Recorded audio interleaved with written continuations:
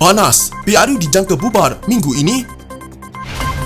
Tun M yakin UMNO dan PAS akan tolak bersatu. Zahid arah beri senarai nama calon minggu depan. Zahid beri peluang terakhir pada PAS untuk kerjasama. Perdana Menteri tegas tak ada mana-mana parti boleh halang keputusan bubar Parlimen.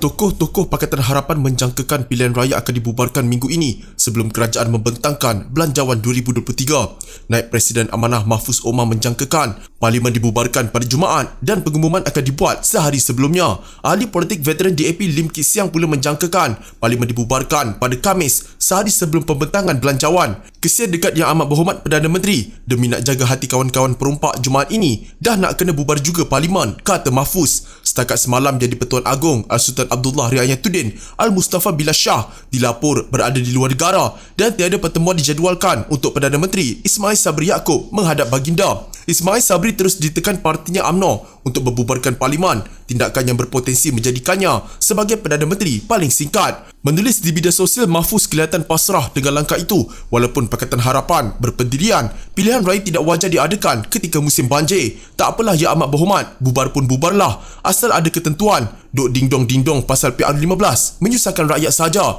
Selamat membubar, sindirnya. Ketika dihubungi, Mahfuz memberitahu Portal Malaysia Kini kemungkinan pengumuman tersebut akan dimaklumkan dalam perjumpaan khas UMNO di PWTC. Paling lewat hari Khamis, dia Ismail Sabri akan umum untuk pembubaran yang berkuat kuasa pada hari Jumaat, katanya. Ahli Parlimen Pokok Sena berkata, jika Belanjawan dibentangkan dahulu, pembubaran Parlimen tidak dapat dibuat kerana memerlukan masa untuk dia dibahaskan. Jadi saya fikir, dia juga nak mengelak daripada kalau bentang bajet dulu, kena mengambil masa 2 minggu untuk memberi laluan kepada perbahasan bajet sebelum dibubar. Jadi dia bubar sebelum hari Jumaat, katanya. Sementara itu, Mahfuz melihat jika Parlimen benar dibubarkan dalam masa terdekat, ia akan membazirkan masa sidang Parlimen yang sedang membincangkan beberapa rang undang-undang yang penting. Ini akan menunjukkan yang kerajaan tak sensitif. Sepatutnya sebelum sidang Parlimen ini dah bubar. Kenapa perlu panggil sidang Parlimen dulu? Tiba-tiba kita bubar, katanya. Bersatu tidak akan menang pada pilihan raya umum ke-15 akan datang kerana tidak mendapat sokongan daripada sekutunya PAS dan UMNO, kata bekas Perdana Menteri Dr. Mahathir Mohamad. Dia berkata, inilah nasib yang akan menimpa parti yang tikam belakang kawan untuk masuk melalui pintu belakang. Mana dia bersatu? Tidak berkuasa lagi kah? Dalam PR15 pun, bersatu tidak akan menang. Sebab tidak dapat sokongan UMNO dan PAS, kata ahli Parlimen Langkawi itu dalam satu kenyataan yang dibuat naik di media sosialnya. Dengan pengkhianatan merujuk kepada langkah syaratan pada Februari 2020 yang membawa kepada kejatuhan kerajaan Pakatan Harapan, pimpinannya Mahathir berkata pembelotan itu menjadi titik pencetus kepada ketidakstabilan politik negara. Mahathir mendakwa Bersatu akan menerima padahnya kerana terlibat dalam langkah syaratan selepas Presidennya Muhyiddin Yassin digulingkan sebagai Perdana Menteri dan digantikan oleh Ismail Sabri Yaakob dari UMNO. Sekarang UMNO yang ditolak oleh rakyat yang berkuasa. Sebagai kerajaan, UMNO akan tentukan bila PR15 akan diadakan, katanya. Mahathir seterusnya membidas UMNO kerana mendesak pilihan raya awal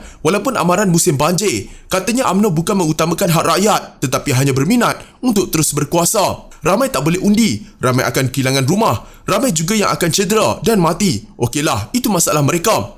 Kerajaan akan tentukan penyokong UMNO boleh undi, bantuan wang dan makanan boleh diberi, katanya. Mahathir turut melahirkan kebimbangannya dengan jumlah kaki tangan kerajaan yang semakin hari bertambah semakin ramai. Dahulu jumlah pekerja kerajaan tak sampai 1 juta. Dalam jangka masa beberapa tahun sahaja, pekerja kerajaan meningkat 1,700,000. Gaji pun naik berkali-kali, akan naik lagi dalam belanjawan baru. 1,700,000 pegawai kerajaan dan keluarga tentu sokong kerajaan. Jangan peduli tidak ada duit tinggal untuk pembangunan negara. Jangan peduli harga barang naik. Jangan peduli ramai hadapi tekanan keuangan. Mereka boleh hutang, tidak dapat bayar hutang, mereka akan bankrupt. Itu masalah mereka, katanya sinis. Dia juga melahirkan kebimbangan dengan jumlah hutang kerajaan yang semakin hari semakin meningkat.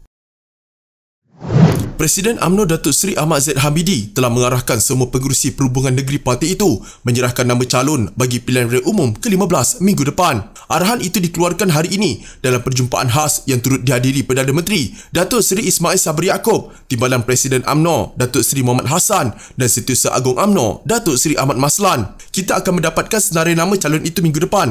Kita mulakan perbincangan dan rundingan bermula Isnin depan, kata Ahmad Zahid dalam sidang media selepas perjumpaan tersebut. Katanya pengerusi-pengerusi perhubungan negeri akan mengemukakan nama calon-calon berkenaan kepada 5 pemimpin tertinggi UMNO iaitu Presiden, Timbalan Presiden dan 3 naib Presiden. Pemilihan calon berdasarkan konsep wali iaitu boleh menang, winnable, diterima, acceptable dan disukai, likeable, yang berkaliber dan berdaya. Siapa sahaja yang memenuhi 3 kriteria ini akan menjadi calon UMNO yang mewakili UMNO Barisan Nasional. Tidak ada calon mengikut kluster tertentu. Yang penting calon UMNO dan menggunakan panji-panji Barisan Nasional, kata Ahmad Zahid. Perjumpaan khas bersama Presiden dan Perdana Menteri yang berlangsung di Pusat Dagangan Dunia Kuala Lumpur itu adalah perjumpaan terakhir yang dilakukan UMNO sebelum PR15 berlangsung. Dalam majlis itu, Ahmad Zahid menyampaikan amanat terakhir kepada kepimpinan 4 peringkat iaitu Ketua Bahagian, Ketua Pemuda, Ketua Wanita dan Ketua Puteri serta pengurusi negeri dan esko sayap-sayap parti pada 191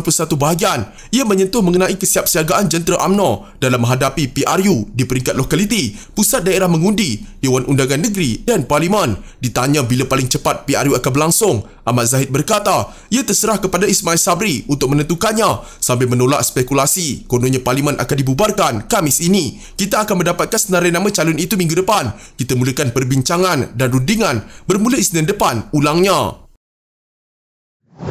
UMNO memberi kata dua kepada PAS sama ada memilih mereka atau Perikatan Nasional bagi menghadapi pilihan raya umum ke-15. Presiden UMNO Ahmad Zaid Hamidi yang sebelum ini menutup pintu kerjasama politik menerusi Muafakat Nasional berkata PAS perlu memutuskan hubungan dengan Perikatan Nasional jika mahu bersama mereka. PAS juga sudah diberi tarikh akhir untuk membuat keputusan. Beliau berkata jika PAS tidak memenuhi syarat ditetapkan, UMNO berhak menghadapi PRU mengikut kaedah sendiri. Tanpa memenuhi syarat-syarat tersebut, kami akan bergerak solo, katanya kepada pemberita dalam sidang media di WTC. Zahid sebelum itu berkata, 3 tuntutan yang diberikan kepada PAS adalah keluar daripada Perikatan Nasional, memutuskan hubungan politik dengan Bersatu dan mengumumkan secara rasmi bahawa mereka mufakarah atau berpisah 100% daripada Perikatan Nasional dan Bersatu.